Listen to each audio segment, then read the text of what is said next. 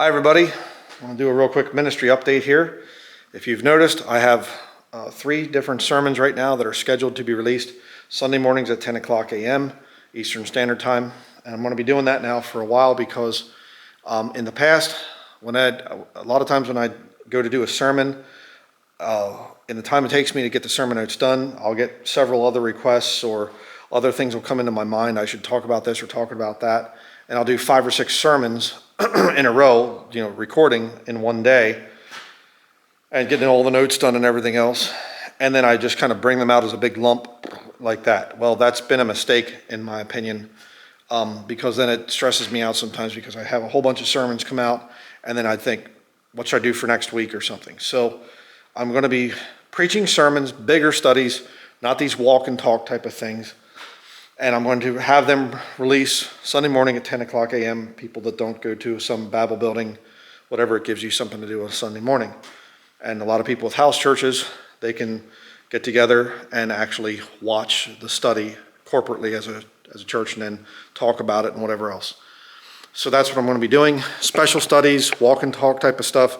That'll come out sporadically, not scheduled. But I want to be able to make sure people have a weekly study that they can watch. So there's that. On the subject of my son with his little gospel tracts that he made, we had people express interest and even some orders, type of thing come in for his tracts. That's not why I did it. We will send out the orders that were paid for, but we do appreciate that. But my son's not trying to go into tracting ministry. Okay, so please no more requests for his tracts. All right, while I appreciate it, but that's not the point of what he was doing. He was trying to encourage other people to make their own tracts and send them out. So there's another thing. I do have some bigger studies that I'm working on currently, but the problem is I'm getting behind in a lot of the work I need to do around here to make the ministry more efficient. And what you see behind me right here, this whole pile of lumber here, this was all a bunch of old tongue groove pine that was taken out of an old house or an old barn or something. And it's got some, you can see there it's kind of cracked and whatever else because, and like this piece here, you can see it has old polyurethane on it. And then this side here is just, the raw wood. And this guy that had the place here, it's like an older version of me. He was very opportunistic when it comes to getting scrap materials or whatever else. I love that kind of thing as well. And so he would see a bunch of old wires and get it, and he'd see a bunch of old metal things and he'd get that, and a bunch of old lumber and he would get that. Well, we're going through this lumber right now, and we are covering one of the walls in the basement of the house. And then we're going to be having bookshelves down there because it's a concrete floor and it's going to be better. It's really dry down there. Our basement's very dry. I've done a couple videos down there. So I'm using up wood that's been upstairs, taking up space upstairs. He's got a whole bunch of lumber up there, and I'm going to be trying to use it up and things. And so it's going to be a better place for my books to actually have them organized. We're up into the thousands of books now. I have no idea how many. We have to catalog all of our books because there's times we're doing research and we say, we should get this book. Do we have that book? I don't know. I think we have a copy of that. And there has been a time or two, I think, where we did buy a book and then we realized, we actually had it already. So that's a problem. I have to get that organized. So we're working on that right now. We have some of the wall done, but we're doing our firewood. And that's another thing we're trying to get done. That's just a yearly thing that we do here. Here on top of this old metal bin, all the stuff here, you can see that it's got screws sticking out the ends and everything else. We're redoing, there was a screen porch on our house. We're redoing that. It's going to be a recording studio. I'm going to get like a monitor that I can show overhead camera stuff on rather than putting the actual video feed into it and all the other stuff. So I'm redoing that. That's been working on that for a few months now. Fairly expensive project because I'm having to buy a lot of lumber for that. Again, over here, I'll show you. Over here, this scrap bin.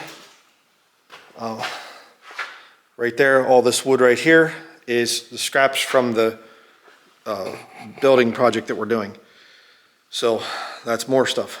And that'll be nice when I have that recording thing done. Over here, I've been working slowly on, these are little handmade spinning tops that I'm making on the lathe. That was one of the ways I made a living in the past with my wood turnings. There's my wood turning sign up there. Down there's fine wood turning sign right there. I used to take to art shows and things. Finally have a lathe set up. This is my first lathe right here. Slowly spin so I don't make people sick. A little Delta, 12 by 36, 12-inch swing, 36 inches between the centers there.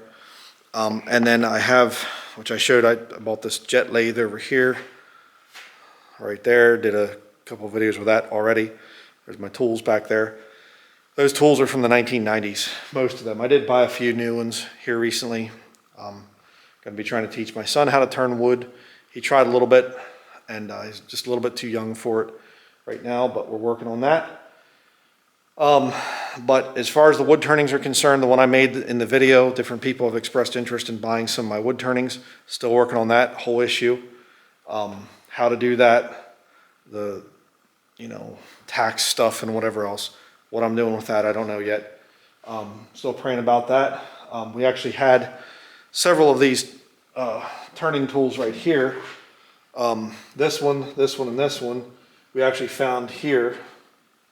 Board's falling on my leg. And then there's one back in here too. It was actually over there with an old lathe that he had, the former owner had. But I'm going to be doing some with this lathe, my old Delta lathe right here. It's got wheels underneath it. So we call it the all-terrain lathe, ATL. And so that one's going to be done. I'm going to be doing some wood turning videos outdoors with that, kind of as a unique type of a thing. So there's a lot going on. And trying to think of what else. We have to tear down this old oil furnace up here. We're getting rid of all the old oil furnace stuff. My big, huge air compressor up there. But then this big oil furnace up here, it's getting low, the fuel. And I don't want that thing up there. It had, you can see that there's some black area around it and things. I think it might have had a puff back at one point in time. And it's starting to act a little funny and weird and whatever, and I don't want it. We're gonna have pellet stove heat in here, as that works better. Yesterday, we spent a better part of the day, my son and I, we built this rack over here for all of our cordless tools, right there. So that's nice. We have an area there where we can charge right in here. We can charge our batteries there. I'm glad that it's like this. I've struggled with this over the years, and I've thought, should I have kind of this monastic sort of, just living in some kind of a one-room type of thing and just studying the scriptures all the time, and you don't do anything else, just eating oatmeal or something like that, or, like this, just there searching the scriptures. And yet, when you actually study history and even the scriptures itself, you'll see that people that do that sort of that monastic type of a thing, they never really understand the scriptures. They just kind of repeat the lies, and they just keep the lies of the Catholic Church or the Orthodox rabbi type of stuff or whatever. They just keep it going. The Lord doesn't actually show them anything. God expects men to work with their hands. Okay? That's what this is out here. I need this out here. If I was just at a desk, and I did for a lot of time, believe me, I've spent so many thousands of hours of time at a desk studying the scriptures, reading other things, watching videos, and refuting this and refuting that, and whatever. If you're aware of this ministry, you know that there's been a lot of labor that I've put in over the years, and it's not real good. It's good to be able to get out and actually work with your hands and do things. If all you're doing is just being in front of a computer all the time, it's not good. God intended you to use, there's a connection made between your brain and your hands, you know, and that's a very important thing. To you young men out there, I'm just going to be on the computer all the time. You're never going to amount to anything. I'll tell you that. You need to learn how to do things with your hands. And you say, well, Brother Brian, I wasn't taught like you were. Well, little shocker coming for you. When I had my job building boats after high school, which I got myself, it wasn't my daddy that got the job for me, I bought this lathe. It was about $400 something back in the day. And you say, well, that's so cheap. They're much more expensive. Not really. You get a comparable lathe for, you know, maybe $1,000 or so now. But save up, get a lathe, get some wood turning tools, get a face shield. That's important. I taught myself how to turn wood on a lathe. My dad was not a wood turner. I taught myself that. I taught myself how to log. And getting to the point where I use this big guy right here, the original channel name, my 394 XP. Husqvarna 394 XP, 94cc, 42-inch bar. I taught myself how to do that. My dad didn't teach me how to use a chainsaw. He would do firewood and things, and I'd hold the pieces of wood while he was cutting them and things, and I'd help him doing firewood when I was a boy. He didn't teach me how to use a chainsaw. I had to teach myself. Draw knives. I taught myself how to use a draw knife. I taught myself how to use an axe. That's part of the reason my hands are, you know, somewhat crooked, because of abuse over the years with splitting firewood and whatever else. The old-time loggers, they'd get what they would say it'd be called horny-handed, meaning that their knuckles would swell up really bad and they would eventually just be like this from using an axe all the time because of inflammation, arthritis, you know, and after a while when you get older, your body can't keep up with the thing of healing itself. Case in point, that finger right there, I can't straighten it anymore. I broke it one too many times. Well, shouldn't you go to the hospital? No, I'd rather not. I'll deal with it. It still works. I can still go this way. I just can't straighten it. You know, whatever. But so many things I had to teach myself. I had to learn that stuff. And God will bless you when you do that. Going off into a little bit of a preaching thing here. But, you know, out there, outside, I'm looking at it right now through the windows in the rear garage door here. There's a sauna out there. I don't know how to build a sauna. I don't even know how to do a sauna. I never was even in one. I tried it. I really like it. It's great. I'll show you another thing here. Just by way of advice for you younger men, right here, I also just built this not long ago. Here on this wall, you can see on the wall over like that way, these mauls here, these Fiskars, this smaller one that way, that's my son. He likes to use that one. The long one, I like to use it if it's, you know, fairly straight grain stuff. But if it's really twisty, curly type grain, a lot of the maples are like that around here. I'll use a heavier maul. It gets through it easier. But there's some mauls in there that I bought that are really not that great. And I've had other mauls and things that I've used that aren't very good. You see, how do you determine that? Experience. Try it out. You know, the process of learning. I have wood turning tools over there. I'll walk over here and show you this. That I tried those. They didn't work very good. And I learned something. Learned it the hard way. This type of a tool here, this little short tool, is for hollow turning. Not very good. Why? The handle's too short. And the tool steel is it's not very thick. So you get a lot of chatter because when you get over top of when you get away from the tool rest and it hits the spinning wood, the friction of that causes this little thin steel here to flex a little bit and you get chatter. And that little short handle is not very good either. And so the Robert Sorby tools, they're good tools. I think from Sheffield, England, high-speed steel. Good tools, but the handles are designed wrong. And they're not quite, I mean, I use them for some spindle type of stuff, but that's it. Faceplate type turning, like a hollow turning, they're no good. How did I learn that? Well, you have to try it. You have to experiment. A lot of stuff out here, you just have to learn. We have a welder. Right here's the 220 volt right there. And I have a welder over in the garage. It's out in the garage right now. It's an old stick welder. Old one, probably, I don't even know, from the 60s or 70s or something. I have no idea. It's an old one. And I don't know if it works or not, but someday I'd like to experiment with it. I have to teach myself how to weld. I haven't welded. I welded once in high school and didn't do a very good job at it. It was part of shop class, metal shop. So I'll have to learn how to do that.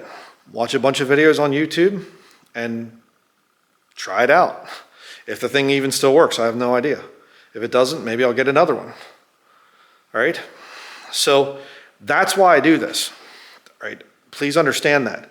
I'm not complaining. I'm not saying, oh, I just need help. I need help. I love doing firewood. My son right now is really getting into firewood. He's really doing a good job at it. At 11 years old, he's actually able to split pretty well, surprisingly. I mean, if he hits something really big, real big diameter type of thing with really wacky grain in it, well, then he'll struggle with that. But smaller stuff that's straight grain, just a lot of time it's one hit, just boom, boom. It's great. I like to see that. I'm trying to teach him as much as I can out here.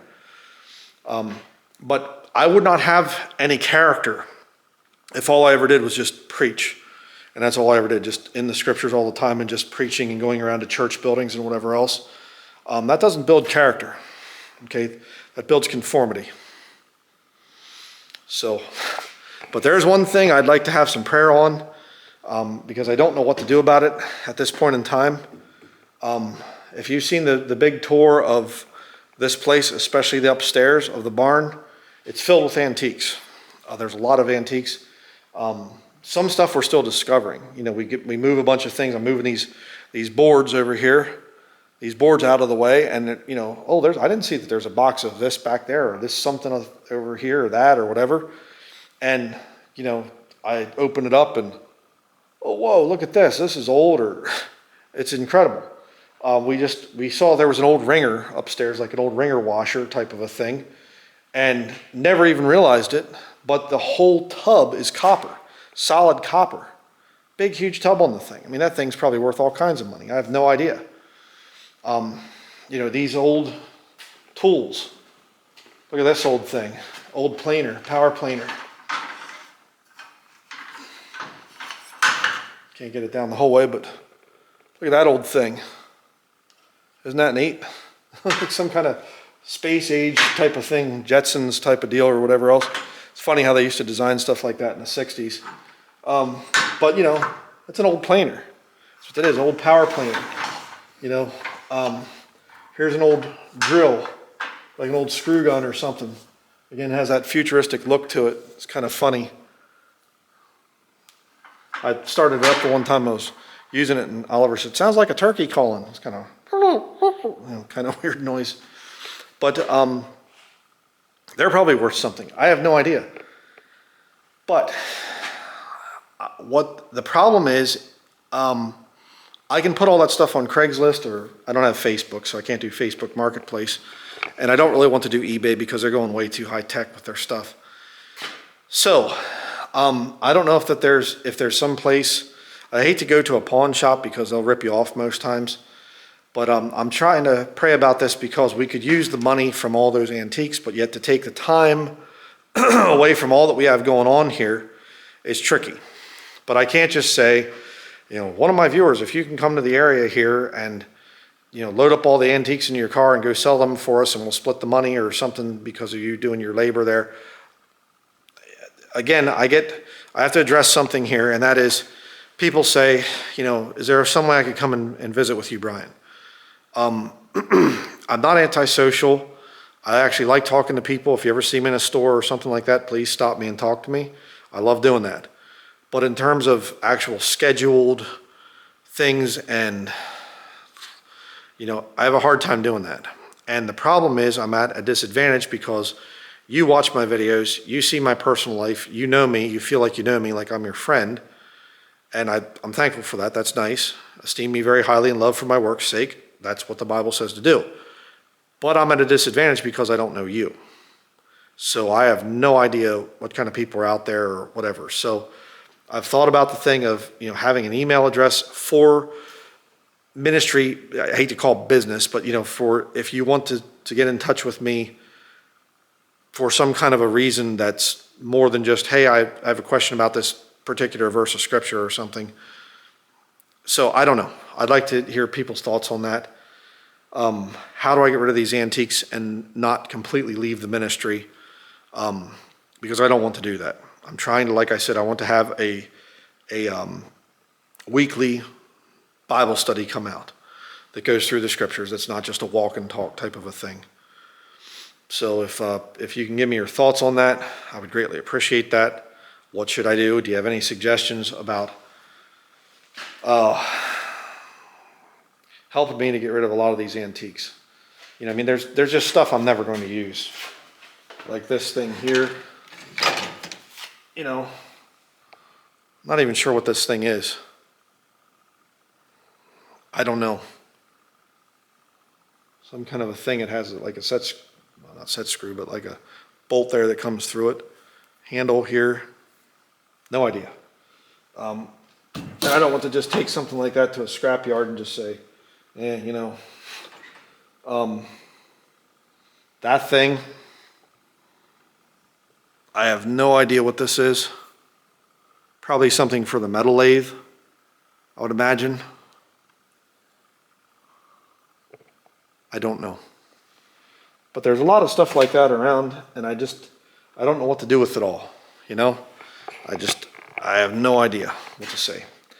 But that'll be it. Let me know your thoughts on the thing of what would you suggest in terms of getting rid of a lot of the antiques that are here, because there's a lot of them. There's a whole lot of them.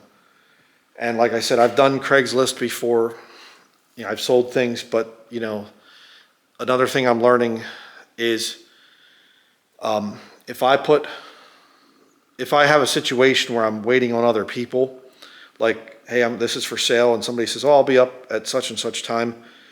There's times that can be used of the devil to really get me sidetracked, because if I know somebody's coming, I want to make sure that the thing is ready and I'm watching for when they come and not just in here working or preaching a sermon or something like that. So I've had many situations where I'm waiting for somebody, and whatever goes wrong, they don't show up, or they'll write or something or call at the last minute, oh, sorry, it's not going to work out for today. And I'm thinking, I just got spent a long time waiting for this person. And so it kind of messes up my schedule, and I hate to do that.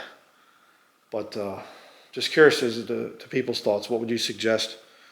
Is there anybody out there that could help us to get rid of things that we have that we just don't need? Because it's another great way to give to this ministry.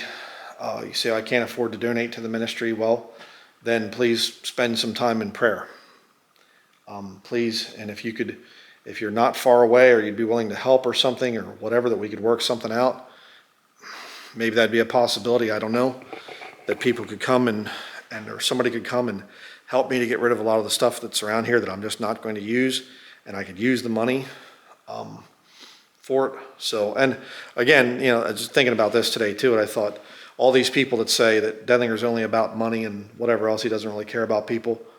If I was only about money, then I wouldn't even be on YouTube right now. I'd be selling a lot of the stuff around here that could make me a lot of money. Of course, I'm about serving the Lord and God's people. So that's going to be it for the ministry update. Let me know what your thoughts are in the comment section below.